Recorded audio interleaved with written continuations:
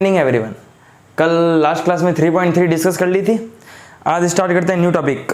अपना टॉपिक है transformation of a matrix या एलिमेंट्री ऑपरेशंस या ट्रांसफॉर्मेशन ऑफ अ मैट्रिक्स, यानी किसी भी मैट्रिक्स पर कितने टाइप के ऑपरेशन लगा सकते हैं वो डिस्कस करेंगे। तो देखो मेनली देखो यूं तो 6 टाइप के ऑपरेशंस लगा सकते हैं। वो 6 टाइप के ऑपरेशन 3 रो पर होंगे और 3 ही कॉलम पर। मतलब मैं तुम्हें 3 बता देता हूँ वो रो पर, तो वो सेम टू सेम क्या होंगे कॉलम पर।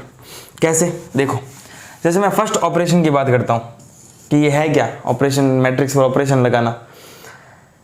मैं बोलता हूँ जैसे किसी भी मैट्रिक्स है, उस मैट्रिक्स के किसी भी 2 रो को या 2 कॉलम को इंटरचेंज कर सकते हैं। यानी कि लिखेंगे कैसे, मैट्रिक्स की रो है R I interchange R J, या column I interchange to column J. इसका मतलब कैसे है, एग्जाम्पल से समझो, एग्जाम्पल से ही चीज़ें क्लियर होगी।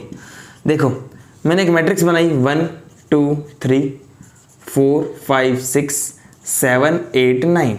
अब मैंने ऑपरेशन लगाया इस मैट्रिक्स पर R1 replace to R2, R1 interchange R2।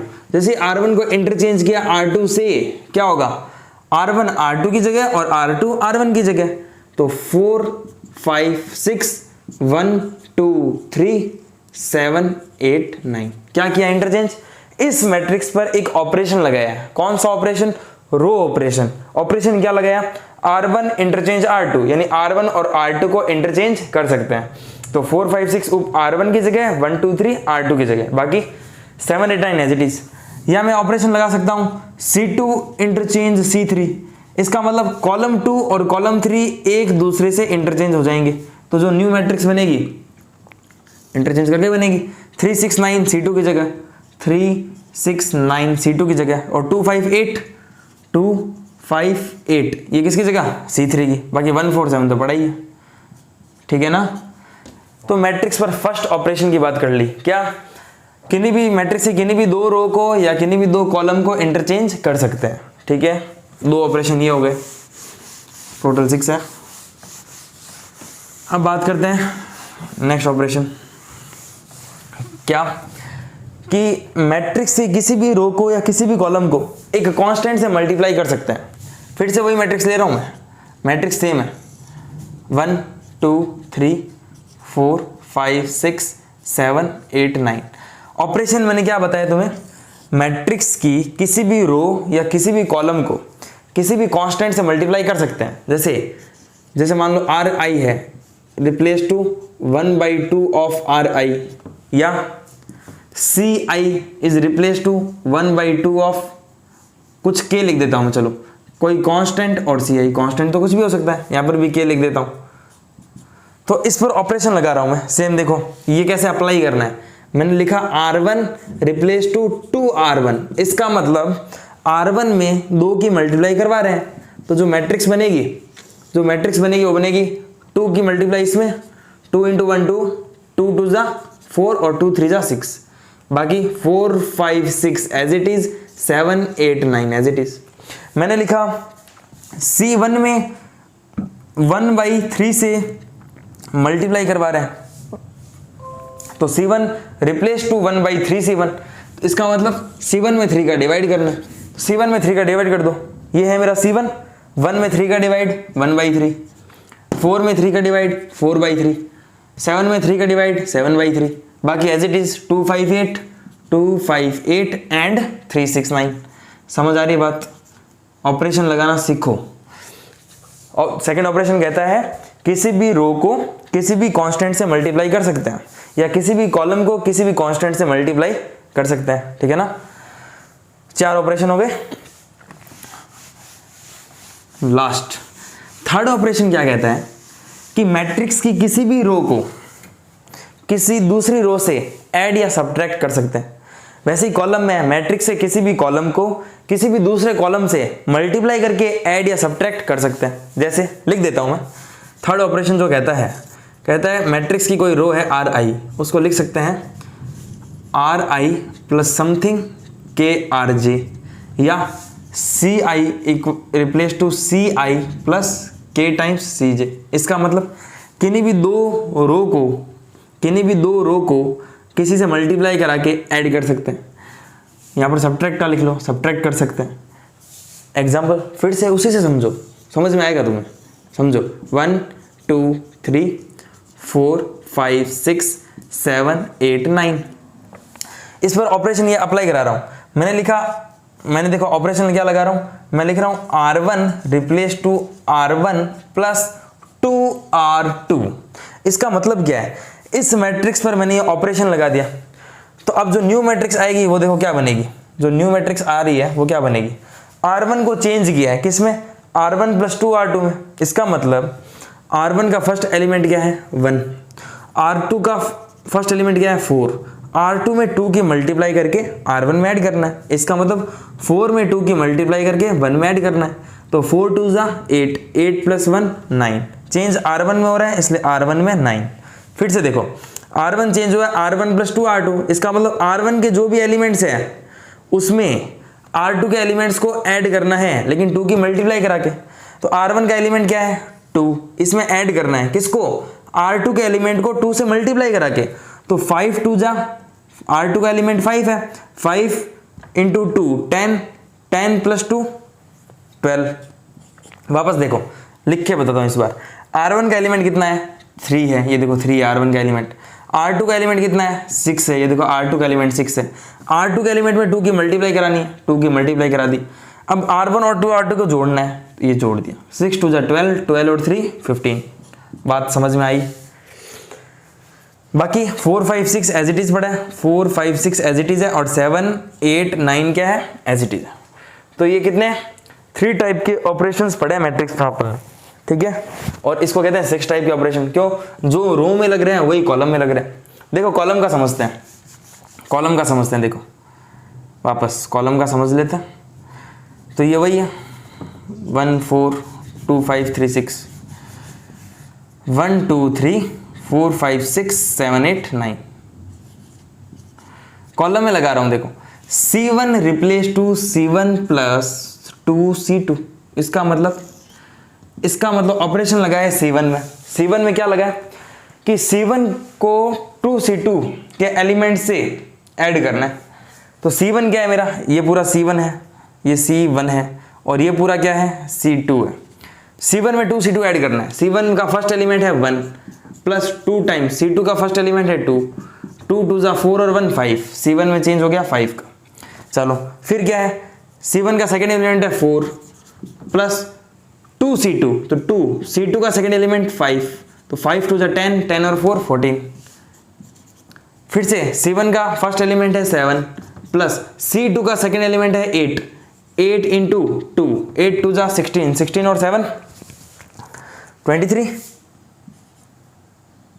बाकी एज इट इज जो भी है 2 5 8 3 6 9। तो पता क्या चला, पता ये चला कि करेस्पॉन्डिंग एलिमेंट से ऐड या सब्ट्रैक्ट हो सकते हैं। तो बात की थी C1 replace to C1 plus 2C2। इसका मतलब C1 का फर्स्ट एलिमेंट C2 के फर्स्ट एलिमेंट से ऐड या सब्ट्रैक्ट, C2 का फर्स्ट एलिमेंट C2 के सेकंड एलिमेंट से ऐड या सब्ट्रैक्ट। वैसे ही रो में हुआ था, R1 का फर्स्ट एलिमेंट R2 के सेकंड एलिमेंट से, सॉरी R2 का फर्स्ट एलिमेंट R1 का फर्स्ट एलिमेंट R2 के फर्स्ट एलिमेंट से ऐड या सब्ट्रैक्ट, R1 का सेकंड एलिमेंट R2 के सेकंड एलिमेंट से ऐड या सब्ट्रैक्ट। तो ऐसे 3 टाइप के ऑपरेशंस है अपने, ये लगाएंगे। अभी ऑपरेशंस बढ़ क्यों रहे हैं, काम आएंगे आगे, देखो कैसे।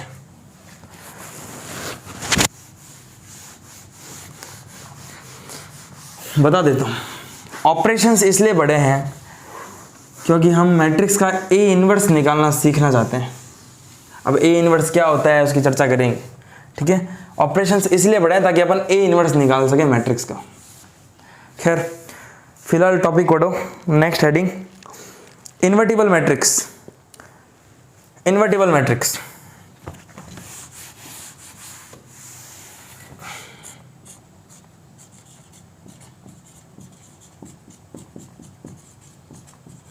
Invertible matrix. अब इन्वर्टिबल मैट्रिक्स क्या होती है, ठीक है ना। इन्वर्टिबल मैट्रिक्स डेफिनेशन 6 है तुम्हारी एनसीईआरटी की, इसको पढ़ेंगे। पहले ये इसके बारे में सोचते हैं। देखो इन्वर्टिबल मैट्रिक्स होती क्या है, ऐसी मैट्रिक्स जिसका ए इनवर्स एग्जिस्ट करता हो उसको इन्वर्टिबल मैट्रिक्स कहते हैं। इससे भी पहले अपन ने क्लास 10th में पढ़ रखा है। मुझे इतना बताओ 2 का मल्टीप्लिकेटिव इनवर्स क्या होता है? 2 का मल्टीप्लिकेटिव इनवर्स क्या होता है? जवाब आएगा 1/2।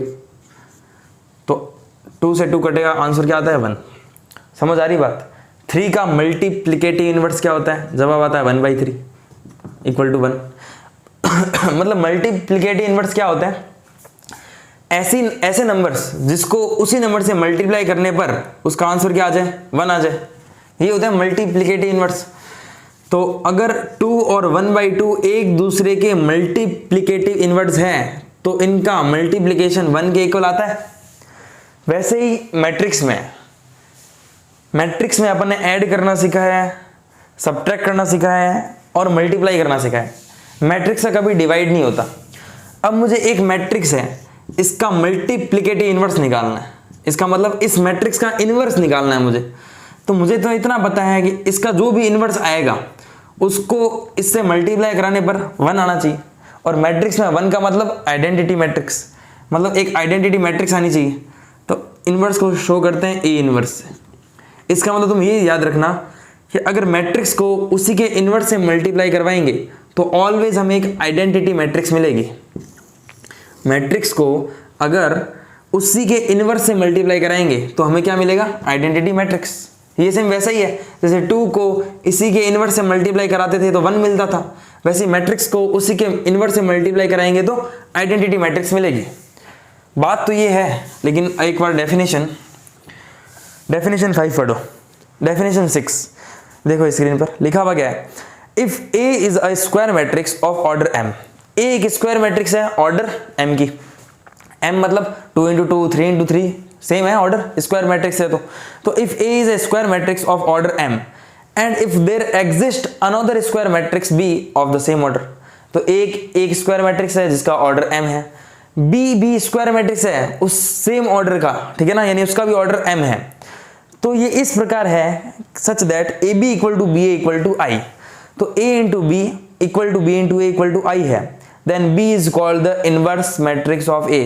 अगर ऐसी कंडीशन बनती है कि a इंटू b इक्वल है b इंटू a के और वो इक्वल है i के, तो b को उस a का इनवर्स कहेंगे और डिनोट करते हैं a की पावर -1 यानी a इनवर्स।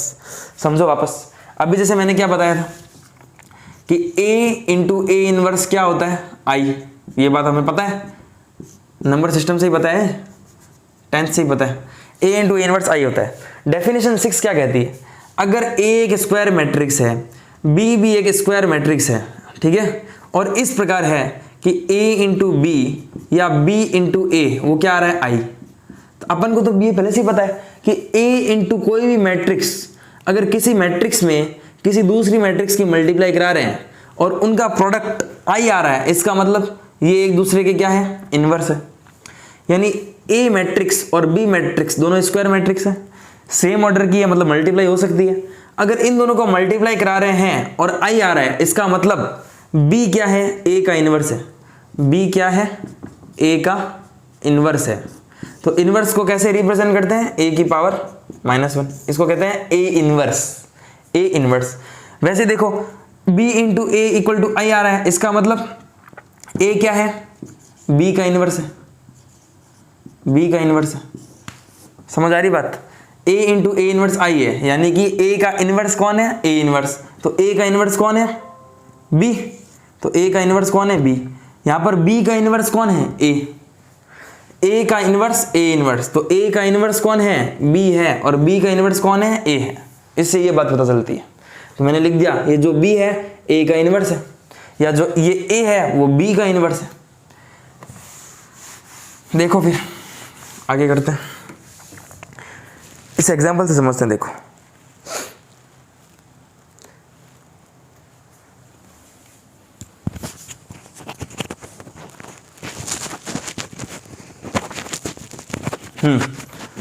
एग्जाम्पल लिखो। ए दे रखा है, ए दे रखा है 2 3 1 2। ए दे रखा है 2 3 1 एंड 2, ठीक है।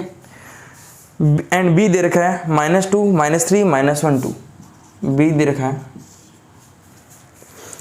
2 -3 -1 2, 2 -3 -1 एंड 2। ए दे रखा है 2 3 1 2, बी दे रखा है 2 -3 -1 एंड 2। दो स्क्वायर मैट्रिक्स है, ए भी एक स्क्वायर मैट्रिक्स है, बी भी एक स्क्वायर मैट्रिक्स है और दोनों सेम ऑर्डर की है। जो डेफिनेशन 6 पढ़ी है उसका प्रूफ देखते हैं कि a इंटू बी अगर i आता है या b इंटू ए अगर i आता है, इसका मतलब b is the inverse of a। b क्या है? a का इनवर्स है। तो देखो a इंटू बी कर रहा हूँ, a इंटू बी कर रहा हूँ, ध्यान से देखना, a इंटू बी, a है 2 3 1 2। देखो a इंटू बी कर रहा हूँ, a इंटू बी करूँगा मल्टीप्लाई होगा। कैसे करते हैं? ऐसे करते हैं। तो 2 2 ज़ा 4 -3, 4 -3 1, 2 इंटू -3 -6 + 6 कितना? 0। 1 into 2 2, 2 into -1 -2 2 -2 0, 1 into -3 -3 + 4 4 -3 1। a into B करने पर क्या आ गया? i आ गया। a इंटू बी करने पर i आ गया। मैंने बताया था a इंटू ए इनवर्स क्या होता है? i, यानी a इंटू बी करने पर i आ गया। इसका मतलब b क्या है? a का इनवर्स है। तो b क्या है इसमें? a का इनवर्स है। चलो अब तुम करो, क्या करोगे? b इंटू ए करो, b इंटू ए करो। जैसे तुम b इंटू ए करोगे, b इंटू ए भी क्या आएगा? i आएगा। इसका मतलब a क्या है? इस b का इनवर्स है। a क्या है? b का इनवर्स है। तभी तो b इंटू ए आई आ रहा है। a इंटू बी आई है, इसलिए इसका मतलब b क्या है? a इनवर्स है। तो अपन क्या पढ़ा था? ये देखो a into A inverse equal to I. तो b की वैल्यू क्या है? a इनवर्स के बराबर है। b अगर a इनवर्स है तो a into A inverse equal to I. a into B I है, b a इनवर्स है। क्यों? क्योंकि a इंटू बी को मल्टीप्लाई करने पर आइडेंटिटी मैट्रिक्स आ रही है। मतलब पक्का पक्का ये b a का इनवर्स है, b a का इनवर्स है तो a इनवर्स यहां रख दो, a into A inverse equal to I. चलो देखते हैं नेक्स्ट, समझ आया कि नहीं आया तुम्हें?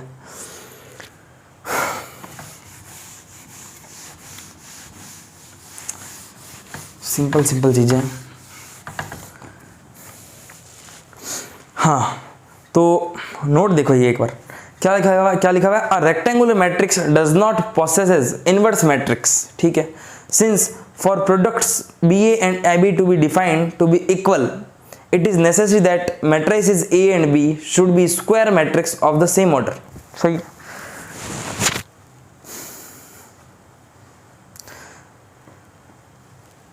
अच्छा मेरी बात सुनो, एक स्क्वायर मैट्रिक्स होगी तभी तो अपन को आइडेंटिटी मैट्रिक्स मिलेगी।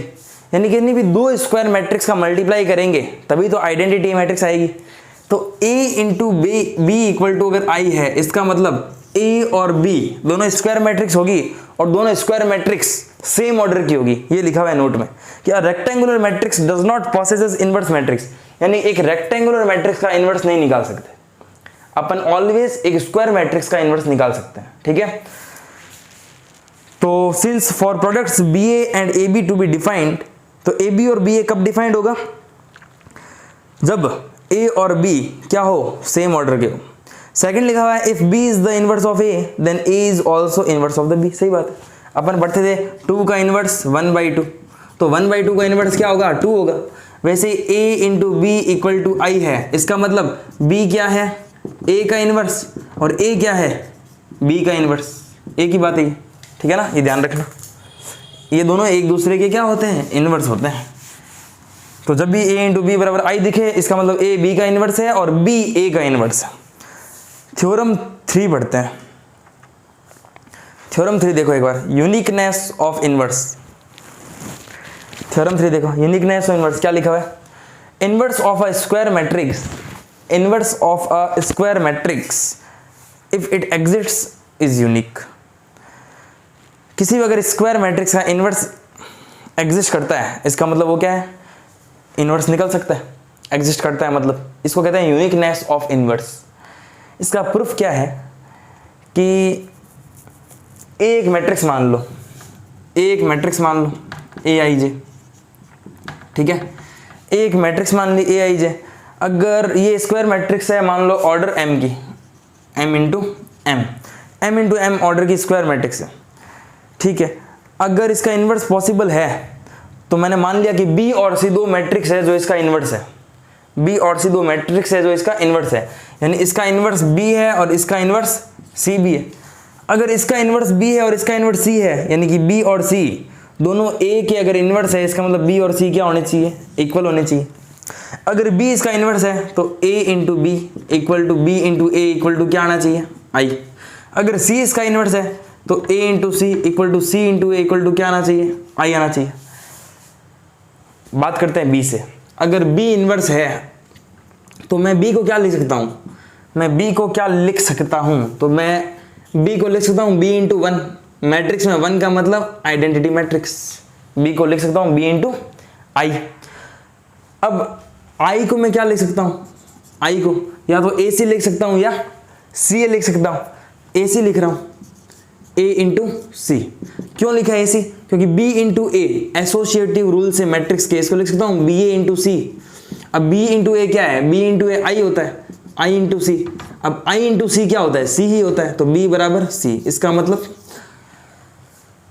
किसी भी चीज का इन्वर्स, अगर ए का इन्वर्स बी है और ए का इन्वर्स सी है, इसका मतलब ए बी और बी ए आई के इक्वल है, ए सी और सी ए भी आई के इक्वल है। इसका मतलब बी और सी क्या होंगे, इक्वल होंगे। क्यों, बी और सी दोनों क्या है, इसके इन्वर्स है।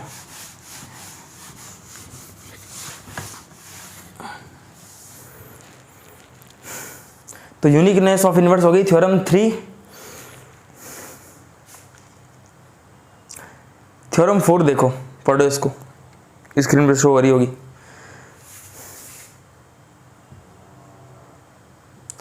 लिखा हुआ है if A and B are invertible matrices then A and B are invertible matrices of the same order then A B का whole inverse equal to B inverse A inverse. ये बात है, कह रहा है ए और बी दो इन्वर्टिबल मैट्रिक्स है। ए इन्वर्टिबल है, इसका मतलब ए इनवर्स एग्जिस्ट करता है। बी इन्वर्टिबल है, इसका मतलब बी इनवर्स भी क्या है, एग्जिस्ट करता है। चलो उसके बाद कह रहा है तो ये शो करो कि ए बी का होल इनवर्स, ए बी का whole inverse equal to B inverse A inverse, A B का whole inverse equal to B inverse A inverse, ये शो करना है। ठीक है, ए बी का inverse B inverse A inverse show करना है। तो प्रूफ देखो इसका, अपन को सिर्फ इतना पता है क्या कि ए इंटू ए इनवर्स तो आई होता है, सही है। तो मुझे तो ये पता है कि A B into A B का इनवर्स क्या होता है, आई होता है डेफिनेशन से, कि ए बी बराबर बी ए बराबर आई, यानी कोई मैट्रिक्स है उसी मैट्रिक्स का इनवर्स आई के इक्वल होगा। ठीक है, अब A B into A B inverse I है, अपन को लाना है देखो बी इनवर्स ए इनवर्स। इसका मतलब इससे अगर ए इनवर्स से मल्टीप्लाई कर देता हूँ इक्वेशन को, कौन सी मल्टीप्लाई, देखो मैट्रिक्स में मल्टीप्लाई ऐसे नहीं करा सकते। अगर प्री मल्टीप्लाई मतलब आगे से मल्टीप्लाई करो, पोस्ट मल्टीप्लाई मतलब पीछे से मल्टीप्लाई करो, तो तुम्हें ध्यान रखना पड़ेगा। मैं ए इनवर्स से प्री मल्टीप्लाई कर रहा हूँ, ठीक है ना, प्री मल्टीप्लाई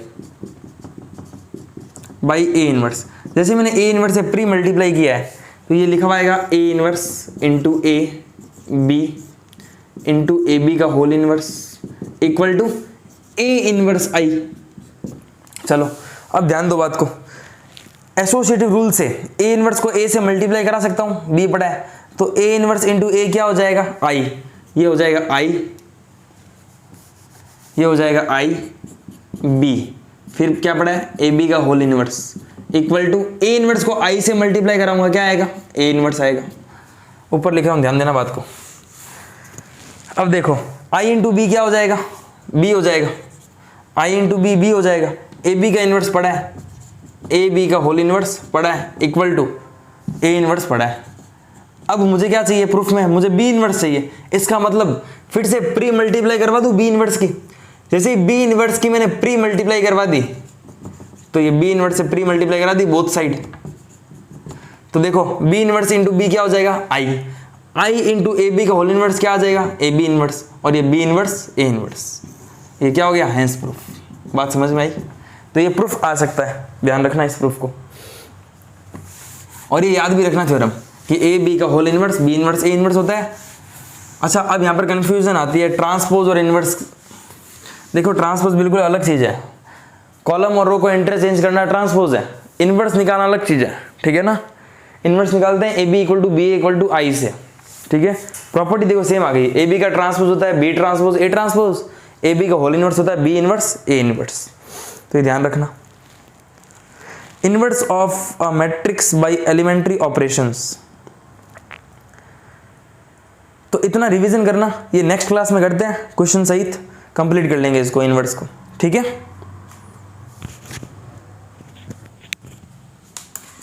थैंक यू।